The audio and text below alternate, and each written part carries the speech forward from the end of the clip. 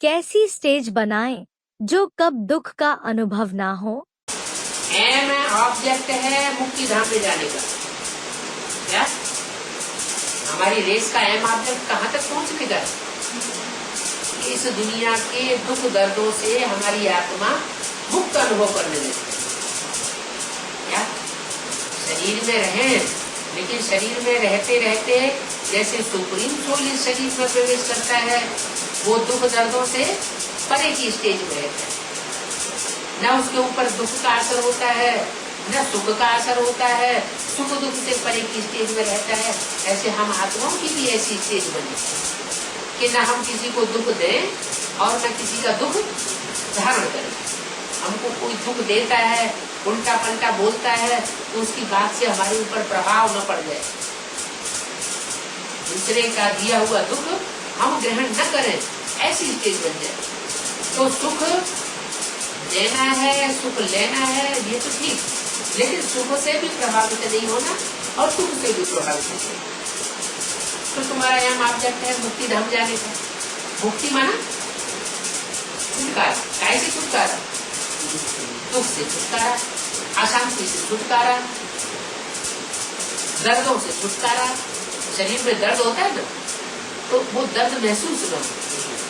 बड़े शरीर में कितनी भी बीमारियां हैं, कितना भी सड़ा हुआ शरीर है, लेकिन बाप की याद इतनी गहरी समाई हुई है कि हमें वो दुख दर्द याद नहीं आता। वो हमको अपनी बुद्धि को, हमारी को आकर्षित नहीं करता। तो ऐसी स्टेज अगर हम बना लेते हैं, तो जैसे शरीर में रहते रहते हम मुक्ति धाम का अनुभव कर लेते। तो है ये तुम्हारी एम ऑब्जेक्ट। बाद में फिर तुमको स्वर्ग मिल जाए।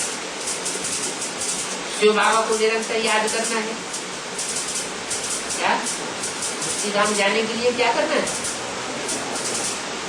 बाबा की याद में अंतर न पड़ने पाए।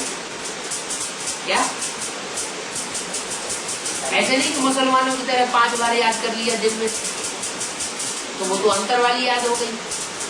अंतर न पड़े, लगातार श्वास बाप की याद बनी रहे। अगर ऐसी स्टेज हमारी बनी रहेगी, तो जैसे बाप मुक्त है सदैव, ऐसे हम दुख दर्दों से मुक्ति का अनुभव करेंगे। यात्रा पर खड़े रहना, बाबा ने बच्चों को समझाया है, कभी रोना नहीं।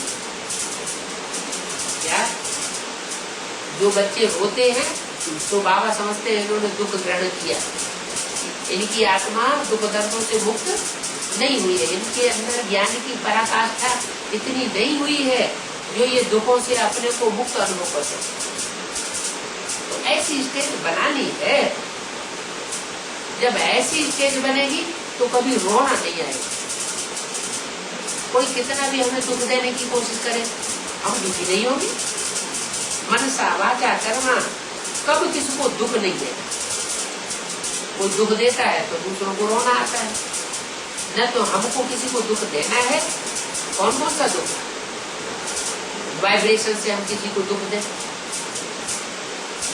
किसी के प्रति बुरा सोचे, तो बुरे संकल्पों का, बुरे वाइब्रेशन का उसके ऊपर असर पड़ता है। तो मनसा से भी हम किसी के लिए बुरा न सोचे, बुरे वाइब्रेशन न छोड़े। वाचा से हम उल्टा पलटा न बोल दें किसी को, जो हमारी वाचा के आधार पर दूसरे की हालत खराब हो जाए, कोई रोने लग पड़े। कर्मेंद्रियों से भी हम किसी को दुख न दें। तूफान तो बहुत आए। क्या माया के तूफान ऐसे आते हैं जो दूसरों को भी दुखी करते हैं, खुद भी दुखी होते हैं।